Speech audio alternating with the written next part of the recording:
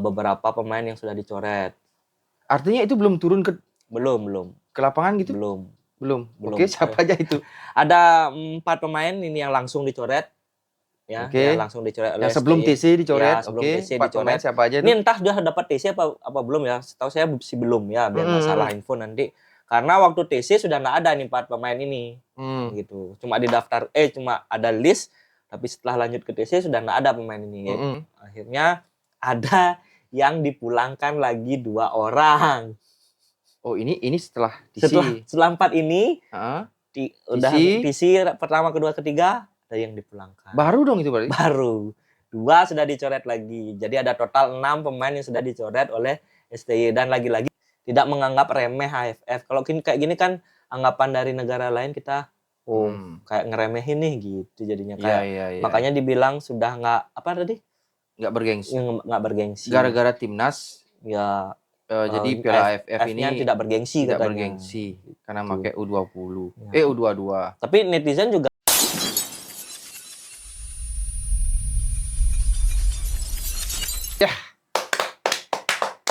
Oke, kembali lagi di Markas Podcast. Kali ini kita akan membahas ya tentu saja masalah persiapan timnas untuk menjelang AFF, di mana Sintayong sudah mulai TC ya, dan kita akan bahas kali ini bersama saya Tangkas dan narasumber kita yang tercinta Bung Adi. Sahabat, terima kasih Bung Adi. Oke Bung Adi, kita akan AFF ya kan. Jadi persiapan sudah mulai digulirkan oleh STY ya. Jadi update persiapannya seperti apa nih Bung Adi? Oke, timnas di bawah asuhan Sintayong sudah di Bali ya, dari beberapa hari kemarin sudah 3 kali mengadakan TC. Udah 3 kali ya? Udah 3 kali.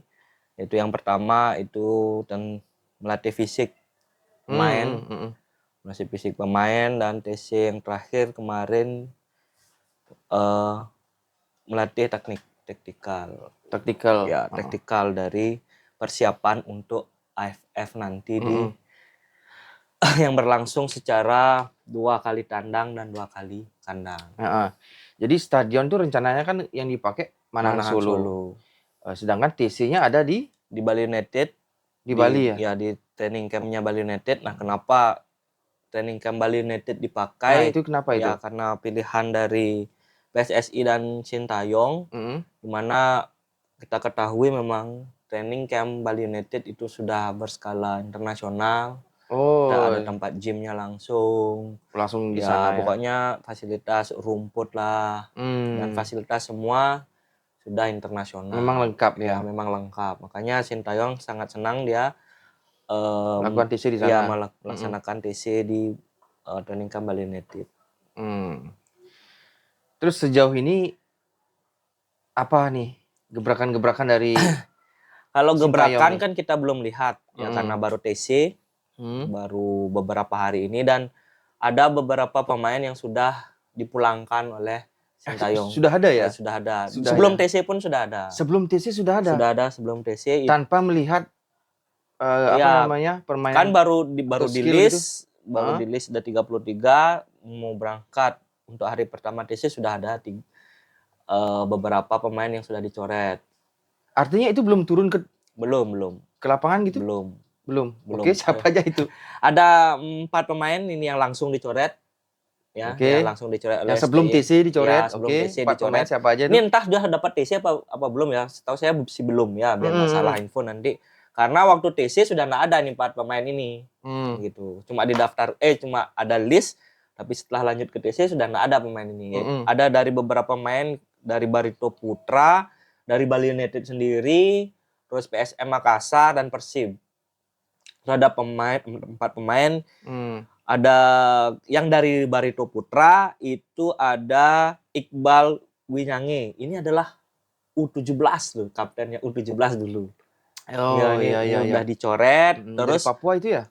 Ya kalau nggak salah. Ya lupa. Terus ada Ricky Pratama. Ricky Pratama ini dari kalau nggak salah PSM Makassar. Oke. Udah Oh dicoret. iya Ricky Pratama. Terus dari Bali United yaitu Rahmat Arjuna itu udah dicoret. Itu pun juga timnas U17 juga kalau nggak Iya, salah tuh, dulunya.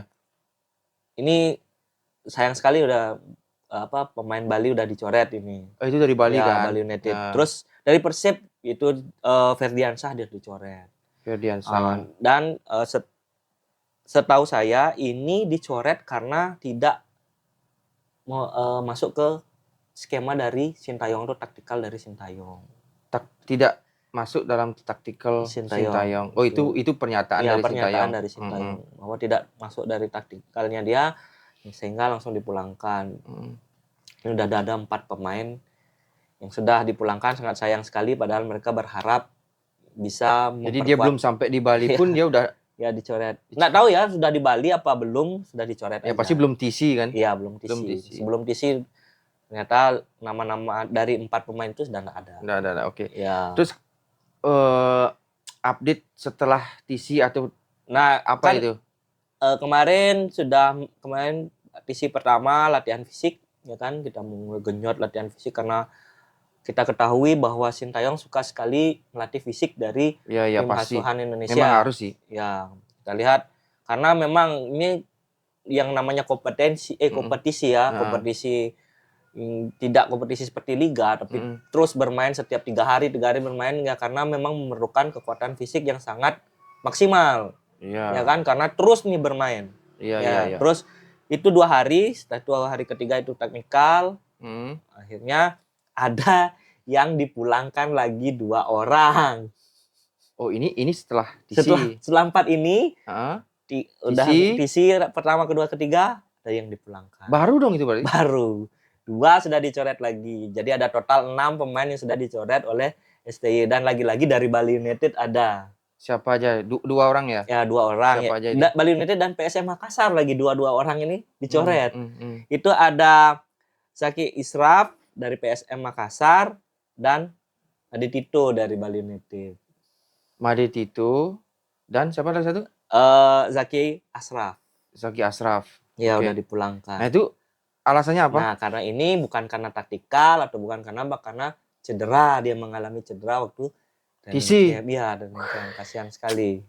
Kasihan kali loh. Padahal dia idam-idamkan itu pasti kan? Iya. Pasti dong.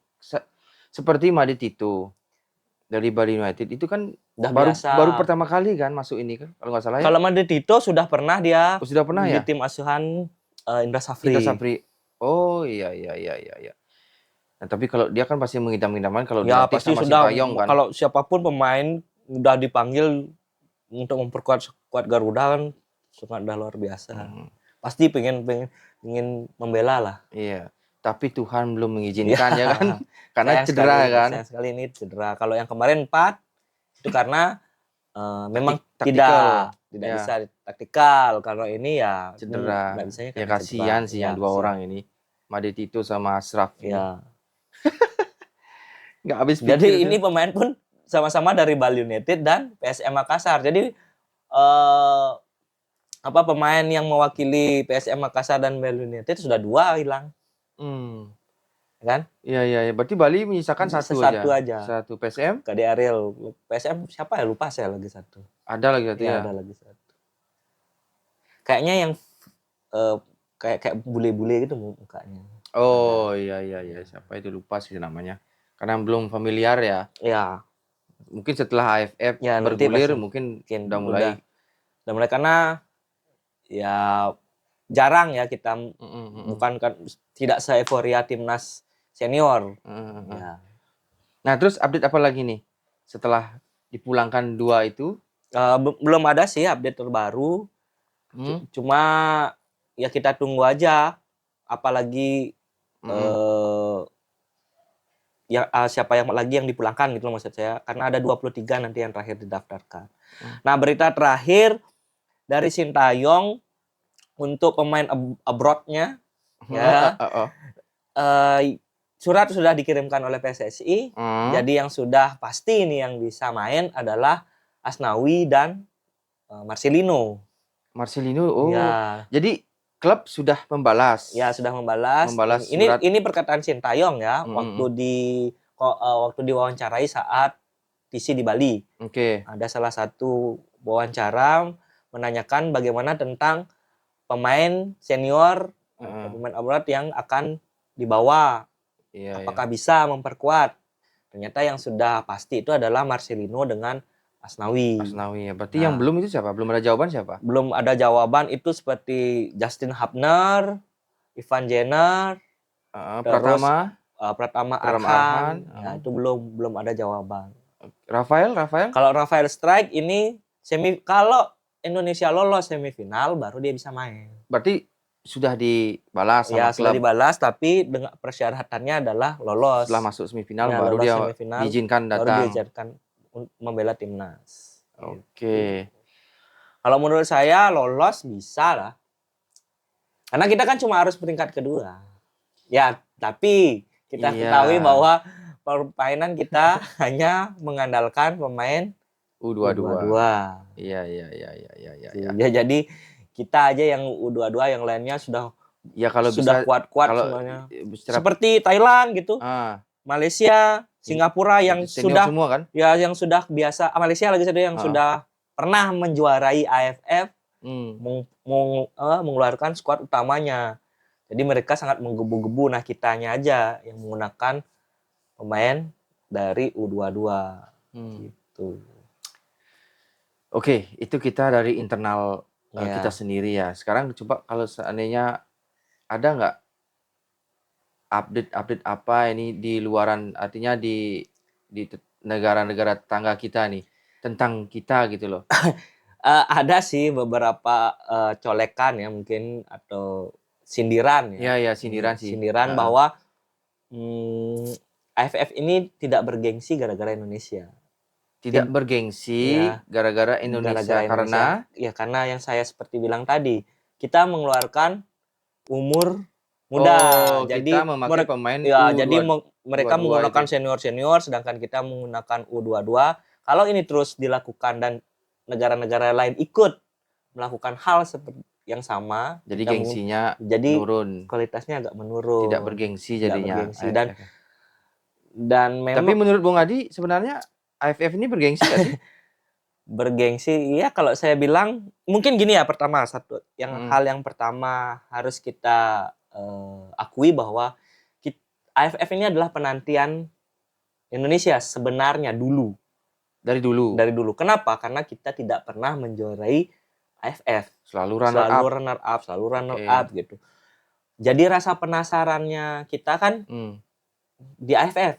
Karena kita memiliki kawasan se-Asia Tenggara. Masa se-Asia Tenggara aja nggak mampu. Gitu kan dulu kan? Gimana kita mau keluar? Ya kan? Gimana kita bersaing dengan negara lain?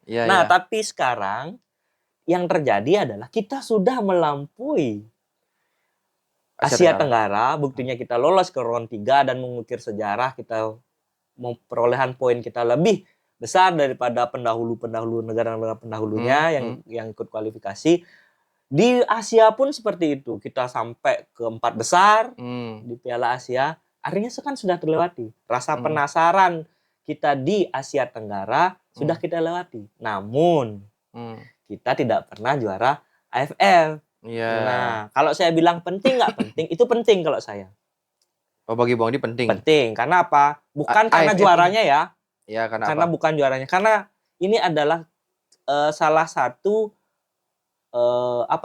kecapaian dari Erick Thohir bahwa kita harus naik peringkat kan gitu kan? Target maksud saya.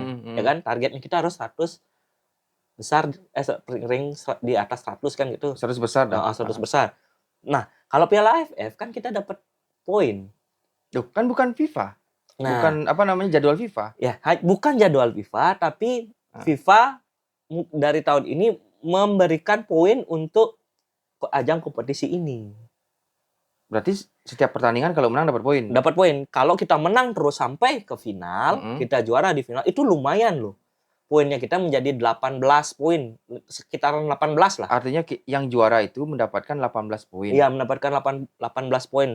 Menang lawan di penyisian grup aja sudah berapa ya saya hitung-hitung? 10 lah poinnya kalau kita menang terus. Tambah lagi kalau kita masuk ke semifinal, ke final dan juara itu nyampe 18 loh. Berarti totalnya 18 Ya, poin. totalnya 18 sekian lah, koma sekian lah. Itu sudah naik lumayan kan. Sama halnya kita menang lawan Arab Saudi kemarin. Kita menang lawan Arab Saudi kemarin itu poinnya nambah kurang lebih 19-an. Jadi kan itu jadi kan itu mempengaruhi kita untuk mencapai target ke 100 besar. Nah, itu kalau menurut saya bukan pialanya. Ya. Karena pialanya yang seperti yang dibilang-bilang netizen kan piala kerupuk kan, piala 17-an. Maksudnya 17-an apa maksudnya? 17-an kita kan kalau lomba makan kerupuk. Ya. Kerupuk renyah gitu loh, piala renyah gitu maksudnya.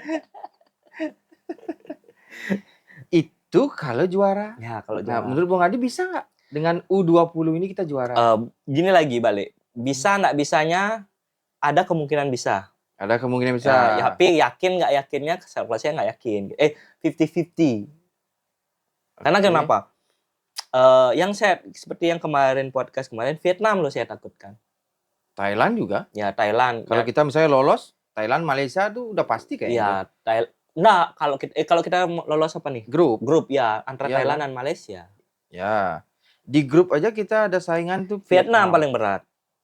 Makanya saya nanti Filipina juga kan? Ya, nanti saya bisa memprediksi kekuatannya kita setelah pertandingan pertama dan pertandingan melawan Vietnam. Ya. Baru saya bisa memprediksi, paling segini. Gitu. Kalau sekarang masih belum. Karena apa? U22 dan kalau jadi campuran dari pemain yang dinaturalisasi, saya belum tahu gimana kekompakan kedalaman dari pemain tersebut. Gitu. Jadi kalau bisa pasti bisa lah. Karena kalau untuk lolos pun saya yakin bisa. Lolos ke semifinal. Lolos grup. Oh, kan lolos grup langsung semifinal. Ya, gitu. Jadi kemungkinan untuk ke final dulu ada lah. Kan targetnya final, bukan juara ternyata. Targetnya final. Targetnya final ya. Ya, targetnya final. Saya kira targetnya tuh yang terbaik. Jadi masih rancu kan? Yang terbaik itu maksudnya gimana sih? Jadi sebenarnya gini loh, kalau Piala AFF nih kayak ini menurut saya buat Sintayongnya ya. Ini adalah kayak buah si malakama. Jadi apapun hasilnya dia akan pasti disalahkan oleh pembencinya dia. Kalau juara misalkan? Salahnya di mana? Kalau juara bisa cuma kalau juara dengan diaspora ini, wah STY bisa menang cuma bisa pakai diaspora. Itu umbar-umbar yang pembenci STY. Dan saya bukan penyembah ya, bukan penyembah. Saya kan menalar. Menalar bahwa akan terjadi kayak gini jika gitu loh. Terus yang kedua kalau dia kalah, nggak bisa apalagi juara. Itu kan? Apalagi gitu. Wah, udah dikasih pemain kayak gini masih juga kalah. Dikasih naturalisasi, ya jangan kalah juga. Ya, memang... Apabila kalau menang misalnya, pemenang tanpa pemain naturalisasi misalnya. Main pakai tanpa naturalisasi aja bisa juara, bisa lolos gitu misalnya. Itu bukti kualitas Ligue 1 kita Liga 1 bagus ya? Gitu kan. Ligue 1 kita bagus. Ngapain naturalisasi? Nah, pasti ada muncul lah. Ya, pasti aja. Ya, makanya saya bilang kayak sebuah si malakama. Nah, tentu saja kan netizen atau penonton yang normal ya kan pasti bisa menyikapi bagaimana. Berarti yang normal bisa menyikapi, yang tidak bisa menyikapi. Ya, seperti itu tadi. Seperti itu akan muncul. Itu netizen kerupuk kerenyah gitu. Ya kan? Kalau saya kalau tadi pertanyaannya penting kalau saya. Ya. Kalau seberapa pentingkah? Ya kan udah seberapa pentingkah? Penting kalau saya. Kalau haruskah ya enggak harus. Iya sih, bener sih. Gitu. Kalau harusnya enggak harus juara. Cuman jujur ya kalau dari saya tuh mungkin juara menurut saya ini ya. Walaupun harapan saya sih juara sih memang kan harapan rakyat Indonesia kayaknya pasti juara lah. Tapi tidak yakin. Karena pemikiran saya realistis saja. Kita pakai umur 22 ya kan, sedangkan musuh kita senior dan mempersiapkan terbaik lah. Ya kan, karena memang negara-negara yang lain seperti Thailand, Vietnam itu. Apalagi Thailand kan ingin mempertahankan. Itu kan kemarin terakhir itu yang senior kan Thailand juara. Vietnam itu kan mempersiapkannya nih. pengen balas dendamnya Iya, dia. Dan musuh-musuh kita itu menganggap bahwa AFF ini sangat amat bergengsi di ASEAN, bagi ya Asia kan? Tenggara ya. Se-Asia Tenggara itu. Jadi mereka all out. Sedangkan kita Ya, dianggap tidak all out. nah, makanya kita disindir bahwa Sih.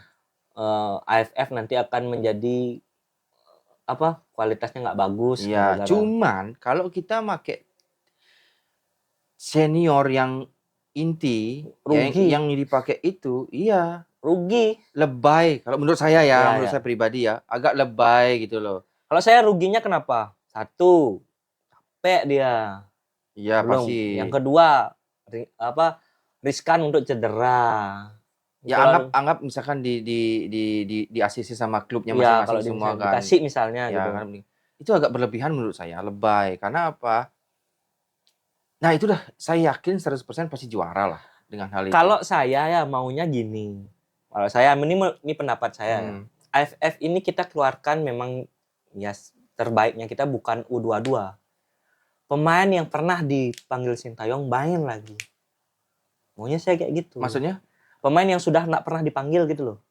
Oh, yang sempat dipanggil. Iya, yang sempat dipanggil. Oh, berarti Lig Wang. Entah Lig Wang atau pemain yang lain Iya sih, seperti Maklok, Maklok, Lili Pali gitu maksudnya ya. Maklok, Lili Pali, terus kan Bagot mungkin. Iya. Ya kan? Bisa Banyak sih dari Liga 1. Atau Rangers, Eliano. Ya, tapi susah sih dari klubnya sih. Iya, Susah sih. misal kalau kita sama kita mengajukan. Pemainnya kayak siapa lagi? Egi kah? Sananta yang sudah Dimas Derajat. Iya. Kayak Biar bisa gitu. dia menunjukkan di sini ya. Atau Ricky Kambuaya kan jarang banget kan. Hanya awal-awal dipakai. Ya. Sekarang setelah ini kan nggak dipakai, cuma duduk di bangku cadangan aja kan. Egi pun terakhir lawan Vietnam kalau nggak salah itu. Ya itu kan. Cobalah. Iya sih sebenarnya. Kalau saya gitu. Atau mainkanlah kipernya kita siapa. Atau siapa namanya yang dari Borneo? Nadio kah atau penggantinya kemarin? Nadio tapi Borneo dipanggil ya? Tapi pelapisnya dipanggil. Pelapisnya Nadio ya? Ya, pelapisnya Nadio. Lumayan itu kipernya itu. Ya sih, ini kan kita ya, dari pemikiran berandai-andai pemikiran kita. Biar kita dibilang tidak tidak mempermainkan AFF gitu loh. Iya sih. Tidak menganggap remeh AFF. Kalau kayak gini kan anggapan dari negara lain kita kayak ngeremehin nih gitu jadinya kayak. Iya. Makanya dibilang sudah nggak bergengsi. Gara-gara timnas ya jadi Piala AFF ini tidak bergengsi tidak katanya. bergengsi karena pakai U20. U22.